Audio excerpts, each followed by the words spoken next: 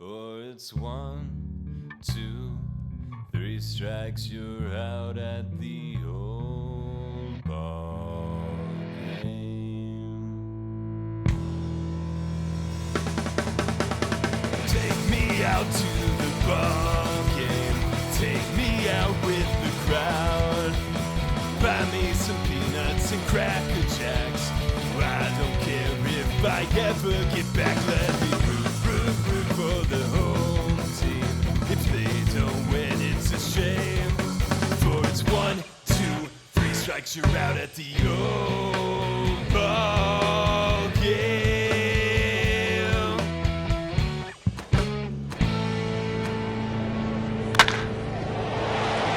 Welcome to Let's Get To, the baseball podcast from the fans' perspective. Now here's your host, James Christopher. And welcome to Let's Get To. I'm your host, James Christopher, and we do have a packed show for you today. And for some of you, you're seeing the show a little bit different today. Yeah, it's our first video version of the show. We hopefully do this a lot more.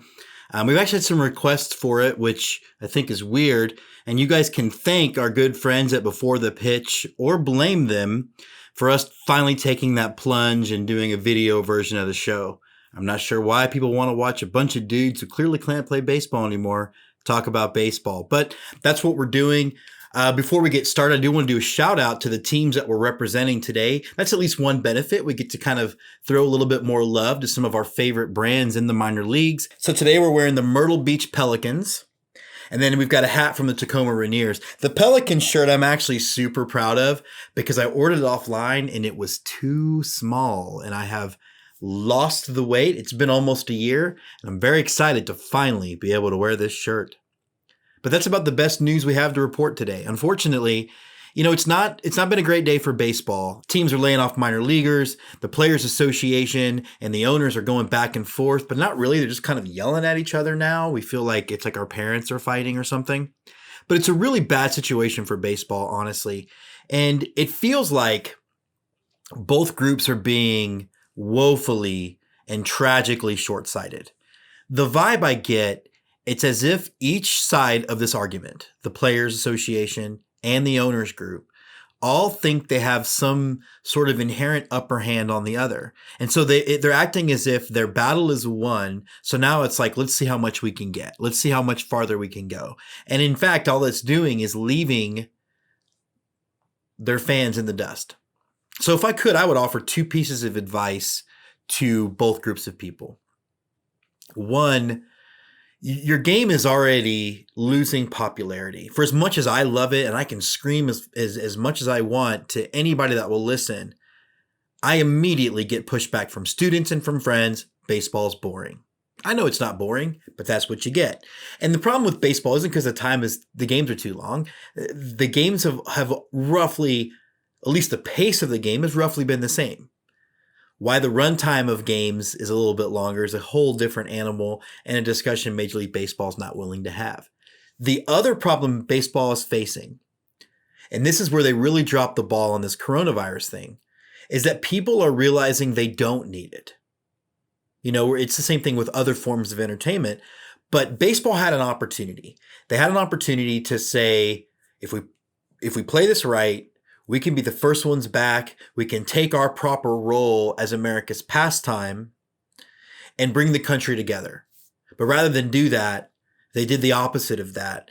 And now they've, again, like we talked about last week, got millionaires and billionaires are fighting while the thousandaires are the ones who are going to end up losing out, either by losing the game, losing elements of the game, or deciding that we don't care. And those of us who do care are going to end up paying more for the same product.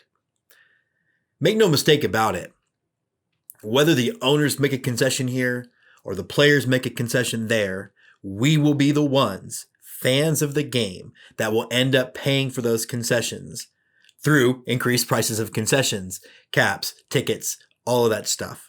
It's all going to get a little bit more expensive, incrementally, a little bit at a time. It's that frog in the boiling water, right? They're not going to throw us in a pot of boiling water. They're just going to slowly bring the water up to boil, hopefully that we don't notice. So we're going to talk a lot about that. We've got a fun little exercise where we're going to bring 2 of our segments together in a battle royale where they both agree. Nothing like that for good television in your first video episode. So stay with us. Go Astros, a focus on H-Town hardball. And now, the Big League Chew, an eye on the majors. Brought to you by Zoomer Sport. So we're excited now. We are doing a mashup, if you will. That's what the kids call it. We've got our Go Astros segment going at the same time as our Big League Chew segment because there's a lot to chew on, and it looks like things are getting weird, and I kind of wanted to bring our two experts together to talk about it. Andy, why don't you go ahead and set the scene? First of all, I guess we should start with how are you guys doing? You all look fabulous. Well, I'm happy that you use the word experts without air quotes since everybody can see you now. Yeah. It was nice of him, wasn't it? Finally, we didn't hear that over the – right. Yeah, it was good. Andy, set the scene for where we are in all this because it seems like it changes daily, yet doesn't change at all. I think the term that I've settled on is bag of dicks because that's kind of what it feels like right now. For those that are not following, the owners made a proposal that the players outright rejected before they even got the proposal. And that included the big sticking point, obviously, is salaries and how the players are going to be compensated for games. In March, the players had agreed to do a pro rata salary, and the owners have come back, at least via the media, not through actual proposal, and said, well, we'd rather pay you some sort of revenue sharing, which, of course, the players went immediately to, said, nope, that's salary cap. We're not doing it. We don't agree to it. We've already agreed to cut our salaries in half, basically. And for the longest time, I guess still, the ball is in the players' court because the owners have actually made a proposal. In my real life, I have dealt with labor negotiations, and thank God I don't have to deal with unions anymore. So that does color some of what I'm about to say. But it's kind of to the point where the players need to come up with some sort of counterproposal. You don't like what the owners have come up with. You've rejected whatever they've said outright, and now tell us what you are willing to do. And typically what you'd see, and I still think you're going to see this, it's just going to be really compacted really fast, is, all right, we don't like yours, here's ours. And okay, well, the owners are going to say, well, we don't like that, but here's where we're going to bend, and you meet in the middle, and eventually you get there. And I still think eventually we're going to get there. But right now it's the owners who are historically assholes, billionaire assholes, against the players who are short-term assholes, millionaire assholes. And so it's generational wealth versus new money, and those two things never going to go well. As of this morning, I found a couple of articles where the Players Association is planning to respond and actually have a counterproposal that includes playing more than 82 games for possibly an 82 games worth of salary, which means that they would get half of the money, which is basically what they all figured they were agreeing to, but they'd play 100 games or 112 games versus 82. That's expected to be in the counterproposal. And Max Scherzer, I think, is one of the people who's kind of tweeted about that being a thing that they're considering. So I think there's movement, but it's just so slow. I know we've been talking now for 3 weeks about the owner's proposal, which didn't technically get made until a few days ago. Yeah. And we've also postponed recording this segment a couple of times because we kept waiting for breaking news to happen, and it's been 3 weeks and nothing's happened. I mean, it's to the point where ESPN, The Athletic, there's very little conversation going on in public, which is super interesting because both of these groups are very used to negotiating through the press. Right. It does seem interesting, Scott, one of your take on the breakdown in salary was it really looks like I'm an American and I'm a capitalist, but it does look like they are essentially taxing. Like it looks like Justin Verlander would really, in the MLB proposal, would be getting like 30% of his salary, not 50. So that way the league minimum guys took no cut. Why do you think that's not going to wash with the players? I ask sarcastically. Well, the strange part, first of all, it's not going to wash because the guys making the most money who are your stars of your league are never, ever, ever going to buy into the proposal as is. And I'm, to be honest, I'm not sure what Major League Baseball is really gunning for here. What the owners are gunning for, because you're not keeping your stars happy. That's obvious. you're coming into a collective bargaining year where you've got to get a new contract with the Players Association. You have pretty much thumbed your nose at minor league baseball as a whole for the AAA players who would be rounding out the rosters and are the only ones that might benefit a little bit from this. You've done everything to show that they don't matter, but now you kind of want to throw them a bone. What it really comes down to, I think Andy hit on some great topics there. And I'm not just saying that because he's so good looking. But he's incredibly handsome. I know it's that salt and pepper thing. I don't have that as well. And I'm jealous of you guys. You have hair. So anyway, but getting back to the point, I think really at the end of the day, it's the owners trying to line their own pockets as much as they possibly can. That's really what it always comes down to. And their proposal does that. And they've kind of I think what they tried to do is paint the players into a corner where the players would look bad. But the owner's proposal was so bad that it's transparent.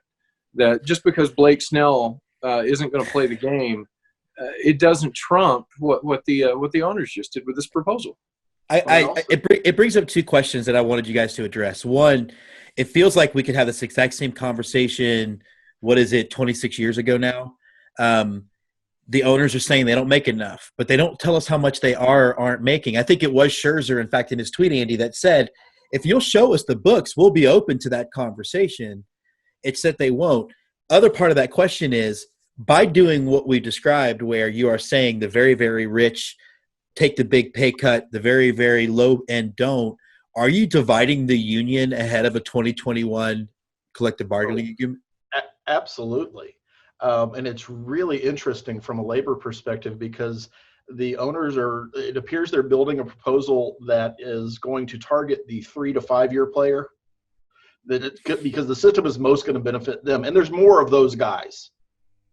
And it's like the belief that the labor union is somehow driven by the mass of their membership rather than the stars and the leadership of their membership. It's just not.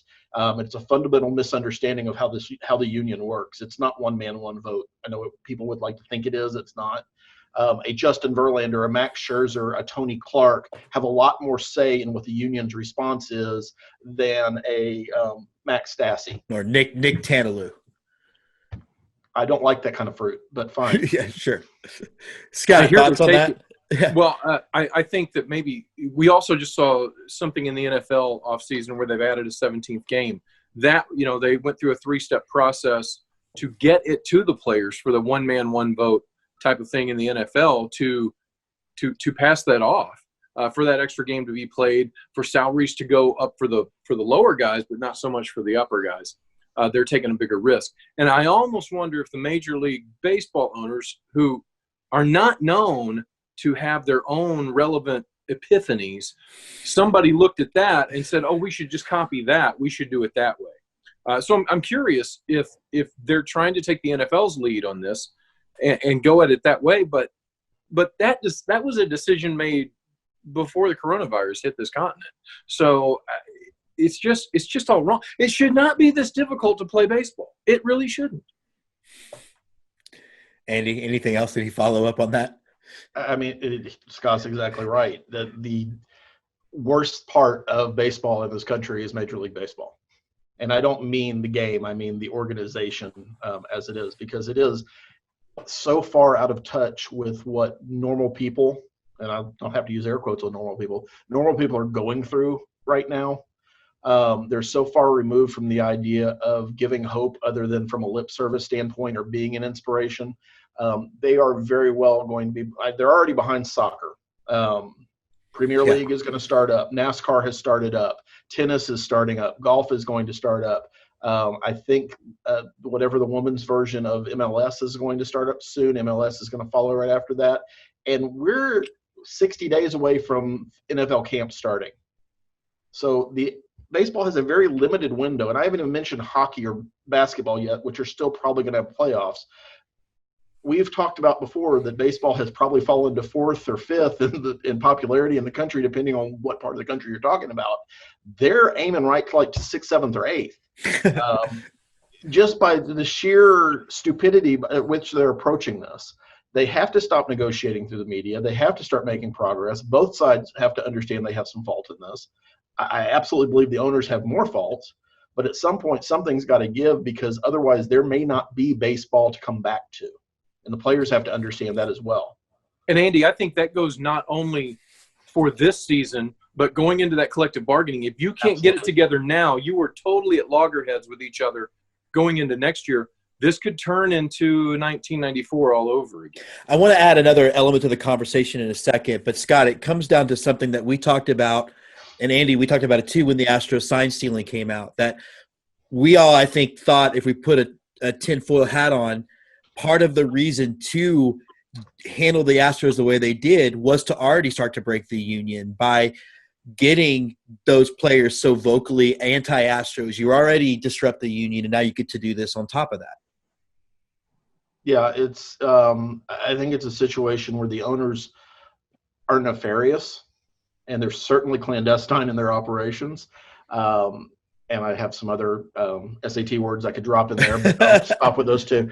But they absolutely are going to do everything they can to undermine the unified front that the Players Union, the Major League Baseball Players Union, typically does a very good job of putting out. And I think it is targeting groups that are larger in number but smaller in power.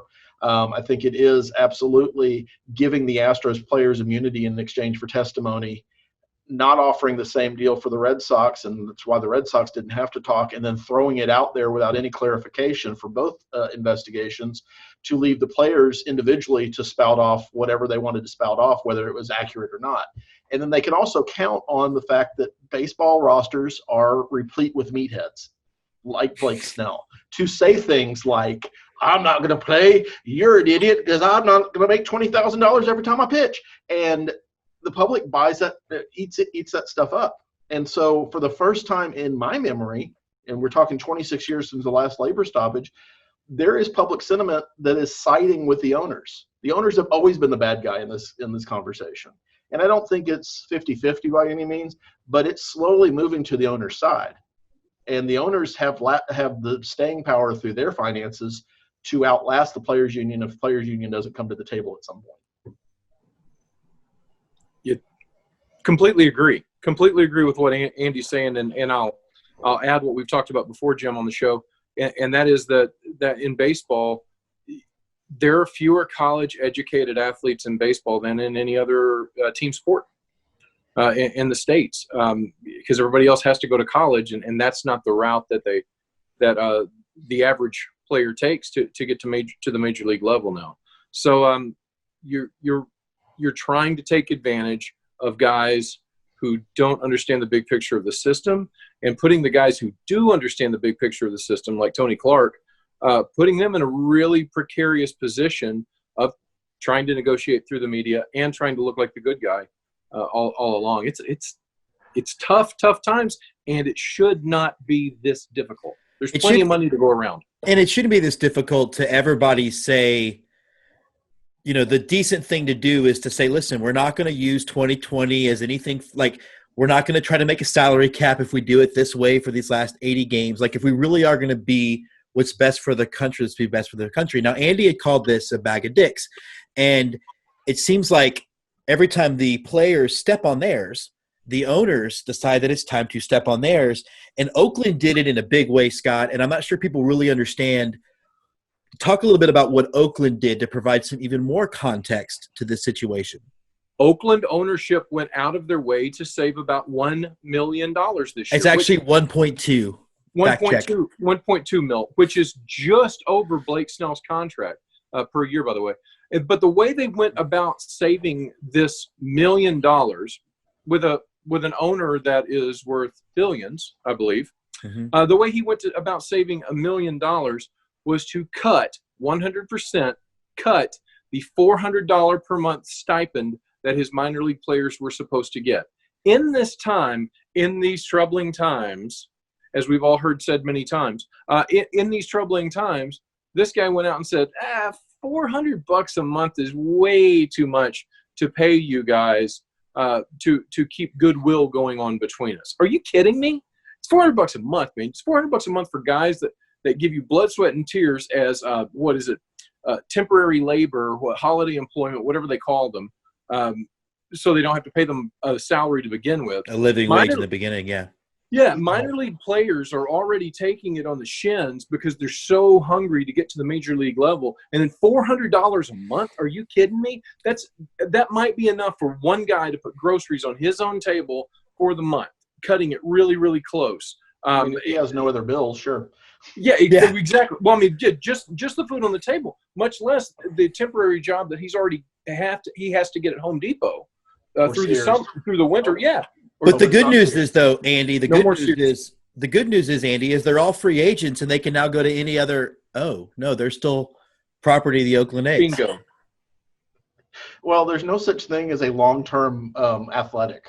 That's just not a thing. I think in baseball. Didn't Stu Clary say that on the show last week? There are no career athletics. Like that's what I don't know if he did, but he should have. It's accurate. Yeah, that ended with Connie Mack. It's Connie Mack. Yeah, I mean, it's not like that organization has to worry about pissing off their players because they're all going to get traded or released anyway at some point.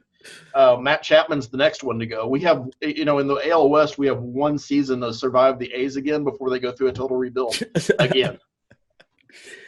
It seems like in context of all of it, and I think maybe the most depressing thing about what the Oakland A's did is part of me hopes that it provides some resolve to the players union, but we've already seen that the players union actually doesn't really care about the future of the game because they agreed to cut the draft in the first place. They don't care about the minor league players for sure.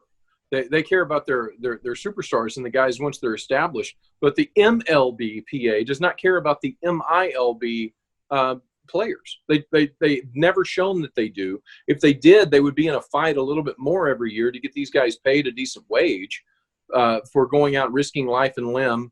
In some cases, it's a lot of travel on a lot of old buses to crash into walls and catch baseballs. For a second there, I was thinking about the bushes crashing into walls, and I thought, who's driving these things? Davis. The same people that are running Major League Baseball right now. It's a dumpster fire on wheels.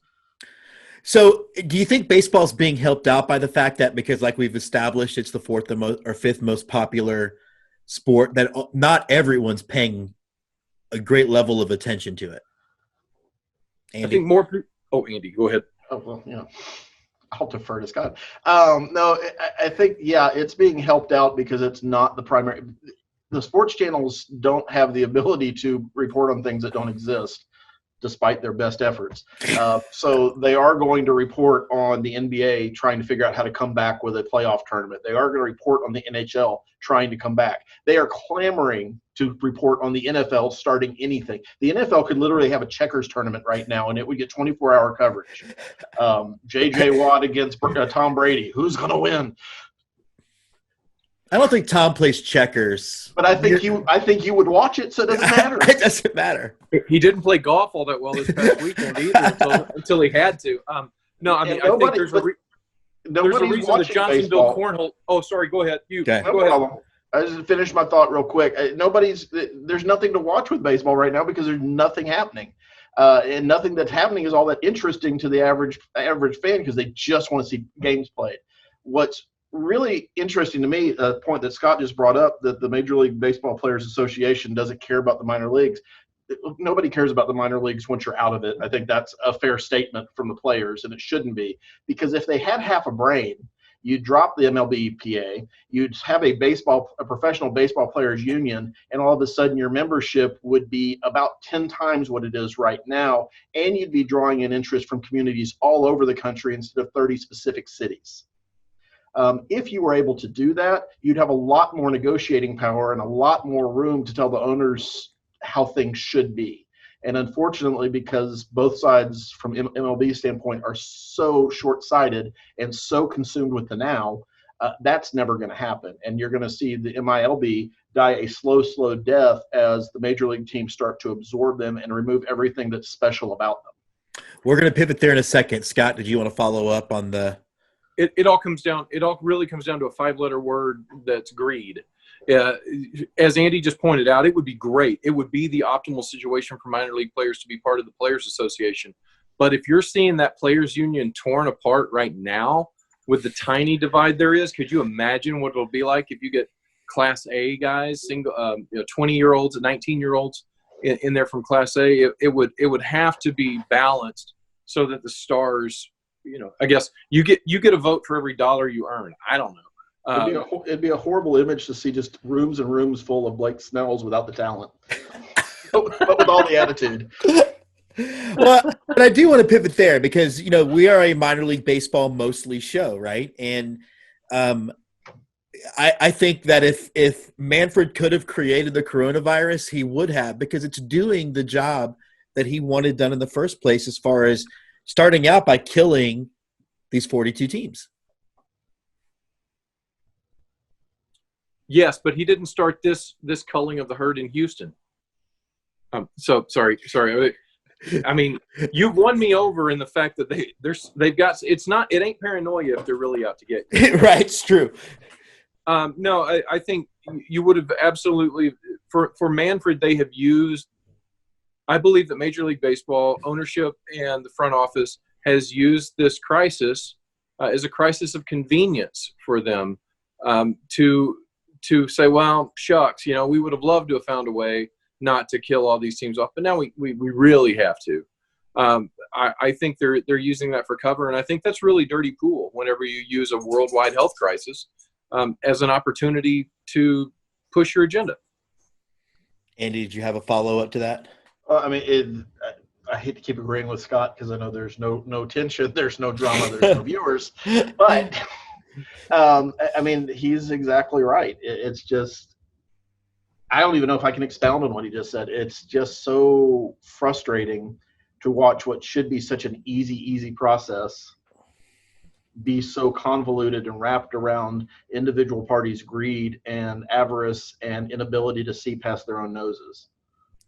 How much of it is because, as we've talked about on the show before, Major League Baseball does not operate as a league, right? I was listening. I hate to give Jeff Passan a compliment because it's against my religion, but I will. I'm glad I didn't tinkle on his shoes in the winter meetings. I thought about it. Just a little dribble, reminding who I am. But he did the podcast with Adrian Wojciechowski, and they talked about how Silver and the best NBA players got together and discussed what's best for the NBA.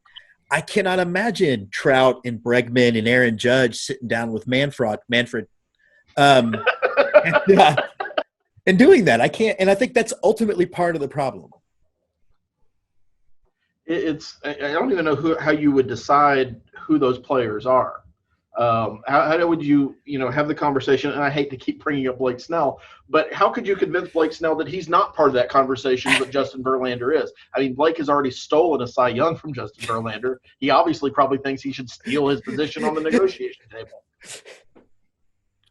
Yeah, and I think the NBA is definitely a superstar-centric league like that, whereas you have your LeBrons and your Kawhi Leonards and you have those certain Kevin Durant. There you go. I can't do my fingers like that. They won't go that direction. Sorry. Neither can Andy. It's fine. You better get used to it though. It's weird though. I can do them if I hold them upside down. But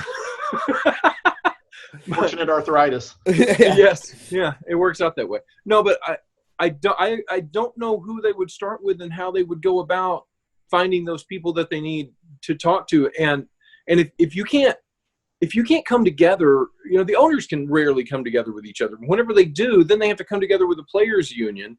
And that's difficult. And these should be the easy talks. You should be able to have something where Tony Clark goes to his membership, goes to his people and says, guys, the players reps, and say, guys, look, it's a bit of a turd sandwich, but here's what it is. Now, what do we counter with? But they didn't even give him coverage to do that. It was, hey, here's what here's what we want to do without consulting anybody, just in their own vacuum. Somebody reached up and pulled out this brilliant plan that they thought would work, and nobody wants to do it. I don't know. Jim, you're right. Andy, you're right. Major League Baseball would not know how to go about talking to the right players. in order to make this happen because they're absolutely fraudulent in the office, in the front office. I would say if Major League Baseball had to pick players to talk to represent the rest of the players, if you pick 10, 9 of them would come from New York. Yes. 2 of them would come from Boston, and the rest of the teams would be unrepresented because that's how Major League Baseball, to your point, Jim, sees baseball. It's those 2 franchises and the Dodgers and nobody else. Including the Cardinals, who have won the second most World Series. You know? Oh, all right, guys. Yeah. Yes, we have. Sorry. Well, I mean, so I guess as we wrap up then, best case, Andy, are we playing baseball this year? We're still playing baseball. I just don't know that I care anymore. Okay, and Scott? We're playing baseball every morning in the South Korea League. We're playing baseball. Go Monkeys! Man, I am right here. I have decided I'm pledging my allegiance to the Doosan Bears. I'm all for them. Jose Fernandez swings a sweet stick. I am a Doosan Bears fan, and if I can get it shipped, you're going to see me with a Doosan Bears jersey on this cast before it's all said and done. From the major leagues, though, they'll eventually play. As much as they get angry with each other, they can do it. I don't know if they'll get 100 games in at this point because they've got a limited window in order to get 3 weeks of spring training and get games going. They got to move their ass. Only Major League Baseball could fumble. Look, I hate to call coronavirus an opportunity, but only they could fumble the opportunity of being the only game in town. And now NHL has an interesting idea what they want to do, but I don't know. Well, yeah, and as much as the answer has to come by June 5th. I mean, realistically, because if you're going to have a 3-week spring training and you're going to start playing July 1st, that's the deadline. That's right. Or you're just everybody sprint to the finish. We have a 30-team playoff. Gee, won't this be fun? Oh, look, the Royals and Tigers have a chance. No, please don't. Lights, camera, play ball. Inside Baseball Cinema. All right, so we're excited to welcome to Lights, Camera, Play Ball, Mr. Andrew Nelson's here. Andrew, how's it going, man? It's going good. How are you, Jim? I'm doing good. I've been drafted into helping with graduation. I'm really excited when that's over with. Yeah, that's not been great. So we're going to talk a little bit about the movie 42, which I find strangely inspiring and entirely problematic all at the same time. What are your thoughts on the film? Yeah, I have kind of mixed thoughts about it too. Like, I do really like it kind of despite itself. Like, it's kind of corny, but at the same time, I really like the story that it's telling and what it's trying to do, and really like a couple of the performances too. Where do you sit? Because really for me, it's one performance that I just loathe. Mm-hmm. And it's not Chadwick Boseman either. So, no, I can't stand Harrison Ford in this film. And I feel really? Yeah, I feel like I should not be an American for saying that, but I think he's awful. He's not great. I think he does deliver some really funny lines as Branch Rickey. But yeah, it's not, not award-winning acting for sure. I think for me, what it comes down to is it's like he's trying to do, like he's probably trying to do a relatively realistic approach to his accent and missing. And it's almost like, see, that's why Kevin Costner didn't do a British accent in Robin Hood. If you can't do one, just don't. Yeah. Yeah. On the other hand, though, I think John C. McGinley did a pretty good Red Barber, though. Yeah, I think John C. McGinley's really, really good in it. The one I hated seeing, though, was Kevin. I can never pronounce his last name correctly. Is it Kevin Tudyk or Alan Tudyk? Alan. Yeah. I because he's such in every movie he's so incredibly likable, and then he's just not. Yeah, he's such a heel in this movie. It's so weird. Yeah. He's such a Type for dick. him. Yeah, Yeah. it's and just to watch him like again, just the language is just abhorrent, particularly in the political climate we're living in the last 3 days or so. So it's just awful. Sure. And capture that well, but it's weird and jarring to see for sure. I guess that's it, right? Like, it's good because it makes me so upset, which I guess is the point, right? Of that worst. I will give a little shout out to Lucas Black's performance, because I think most of the time, dude can't act, but I think he's really good as Pee Wee Reese. Like, I think he's awful in that Fast and the Furious movie, and he's the worst part of when Quantum Leap goes to NCIS. So I think he's not great. Yeah. I really enjoyed. I think he did decently, and I really enjoyed John C. McGinley, and I really enjoyed Toby Huss in this movie too, as one of the Dodgers coaches. I can't remember which one. But. Yeah, no, I thought Toby Huss was great in the movie as well. It's such a weird deal because for some reason, I don't know if you've noticed this, but it's kind of become the movie that people. They kind of make fun of now. Like, it's almost already become this, like our cancel culture is already turned on it for some reason. Yeah, I don't know. I guess sometimes people pile on things when they're not perfect and, hardly anything is. But when you take something that's as culturally important as like Jackie Robinson, and then somebody's like, well, yeah, this one thing wasn't right about it, and that's terrible and awful. And yeah, I think that happens a little bit too much nowadays. I think the movie had good intentions and delivered pretty well on what it was trying to do and say. Was it Oscar winner? No, but I mean, how many baseball movies are? One. Decent movie, and I enjoyed it. Yeah, I think the answer is one. I think the only one I could think of is the one with the least amount of baseball in it. Oppo Talko, a fan's view of the show. What? He's back on for the next segment. We're actually welcoming Andrew Nelson back to our Oppo Talko segment. Andrew, we are in a weird, bad state for Major League Baseball, and it seems like it's getting worse. Yeah. Man. I really think that the major league owners and Rob Manfred have never heard the expression, when you're in a hole, the last thing you need to do is keep digging. Yeah, I'm not even saying it right, but yeah. Well, in the segment before yours, we did a mashup of Go Astros and Big League Chew, and Andy Tom Chesson, our normal Go Astros host, called it the bag of dicks situation. And I said, yep, and everyone's still stepping on theirs. It's and it seems like, I think the frustrating thing for me, man, is no other sports league is doing this, and that's what I can't grapple around.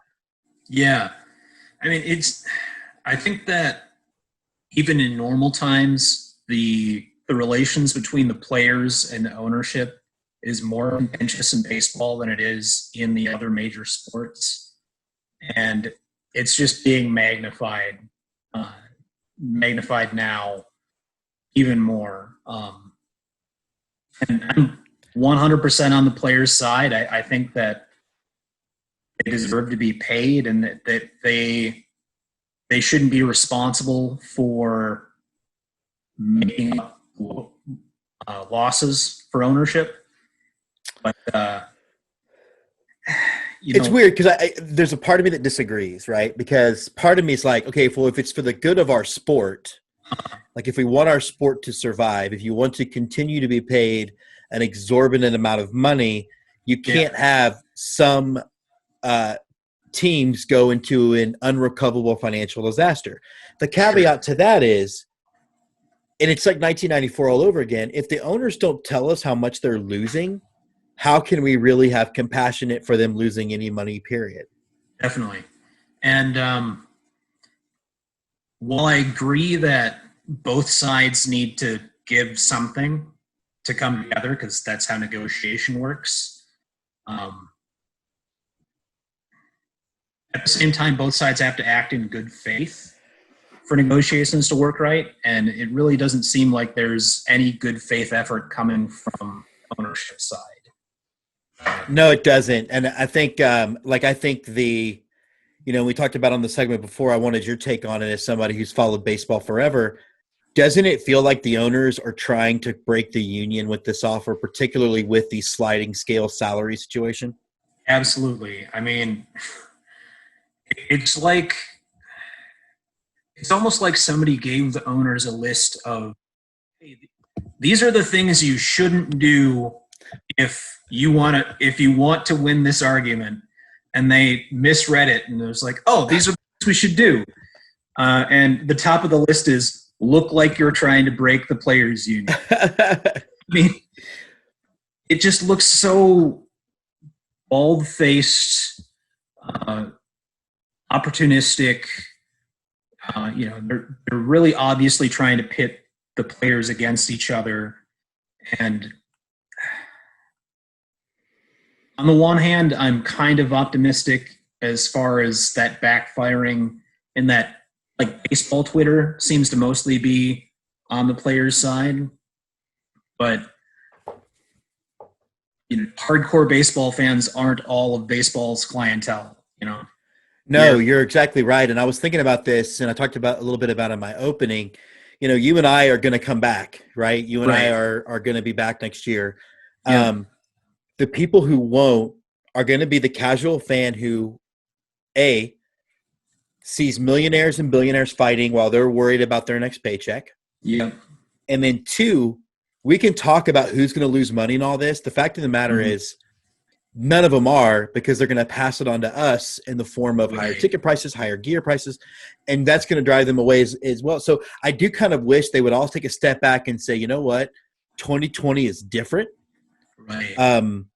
And we have to do what's best for the survival of the game. And I just don't know that either side really seems concerned with doing that. Yeah. I think the one thing they could really do to show good faith and to move the process forward is if ownership offered something concrete past this year in favor of the players. Then there would maybe not be so much suspicion that they're just trying to screw them over. They're just trying to break the union. They're just trying to use this as an opportunity to get back control and to get what they want. This just in. News from minor league baseball. All right, we're back here on our breaking news segment. And, Michael, we've got Michael from SaveMiLB.org on. I don't know that we should call it Black Thursday, but it feels like Black Thursday for minor leaguers.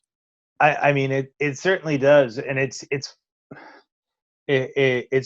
kind of fitting and funny because I feel like every time we've recorded a segment, we've immediately had to record a follow-up, which is exactly what happened.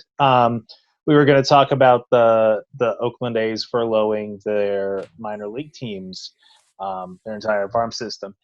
And we recorded a session, and I went to Costco, and all of a sudden there was a tweet from Jeff Passan saying – So let's go ahead and break it down for everyone because we're not going to use the old segment. So let's just go from the beginning.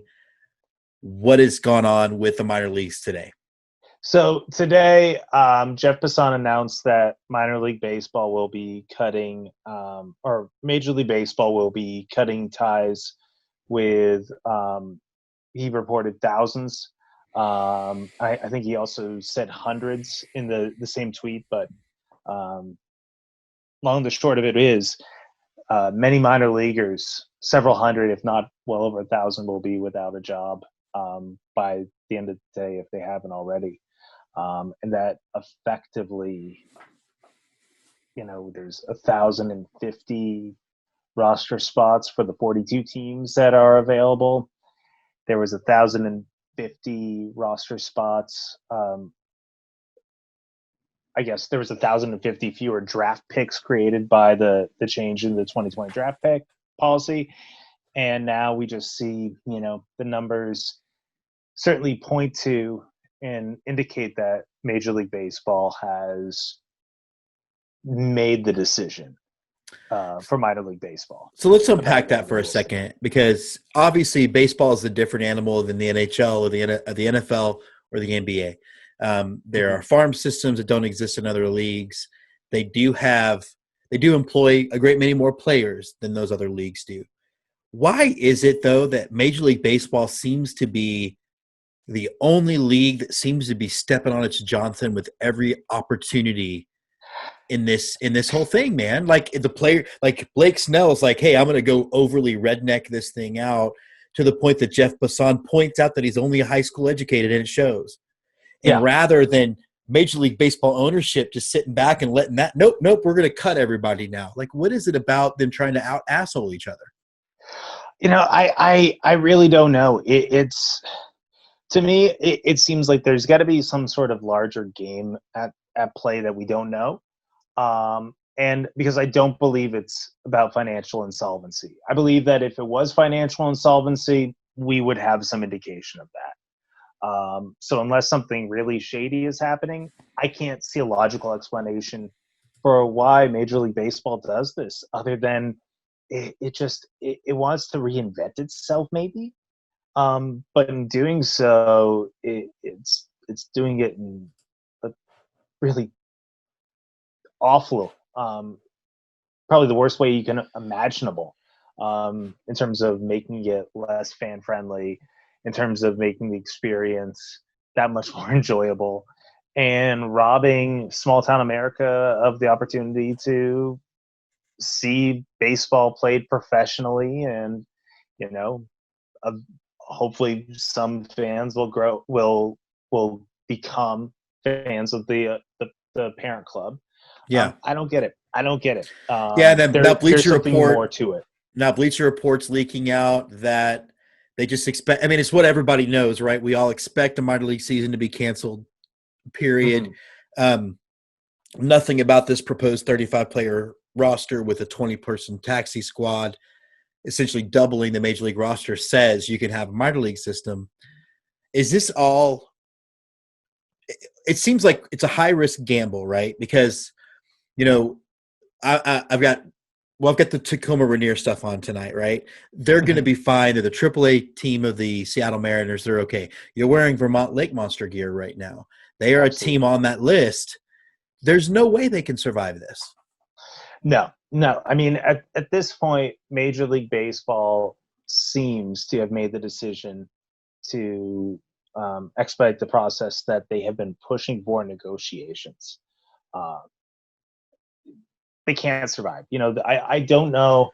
I like the example of the Savannah Bananas and the Macon Bacon in terms of communities that lost a minor league team and then rebuilt themselves into something amazing at the collegiate wood bat level. Yeah.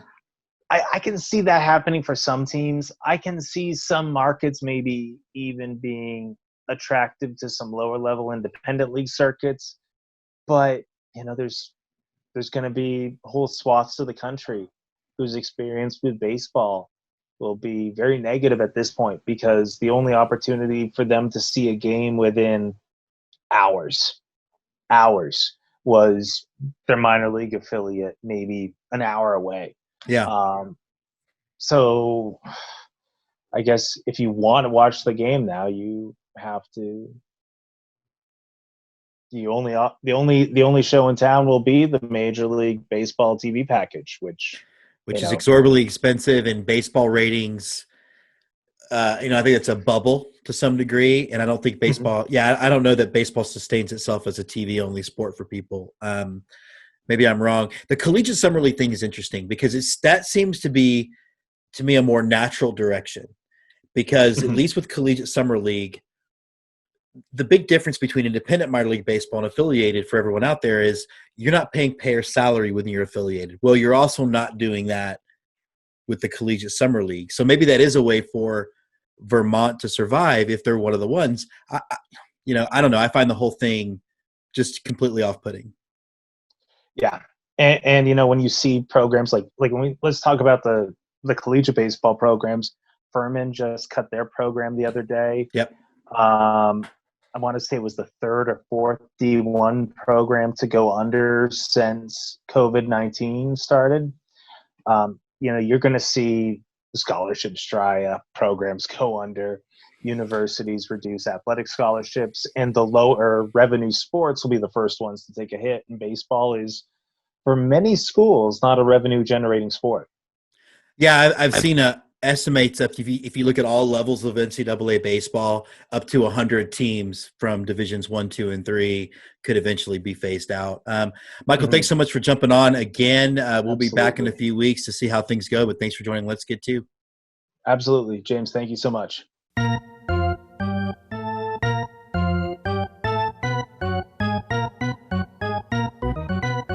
And now, on to close it out, the right-hander from Houston, Texas, James Christopher. So it does wrap us up. I know it was a kind of a downer of an episode. More word about minor league clubs that are just basically being decimated. There's no other way to describe it. Decimation to the affiliated minor leagues.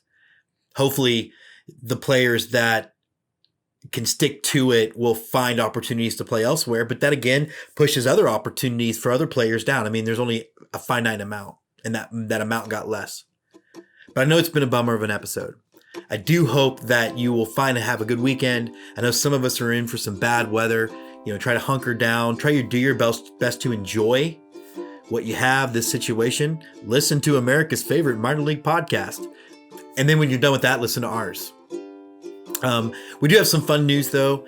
We are going to have a football podcast next season. We are going to talk about college football, hopefully bringing the same energy and perspective, that passion, that fan look to the world of college football. So we're very excited about that. So until next time, let's get to.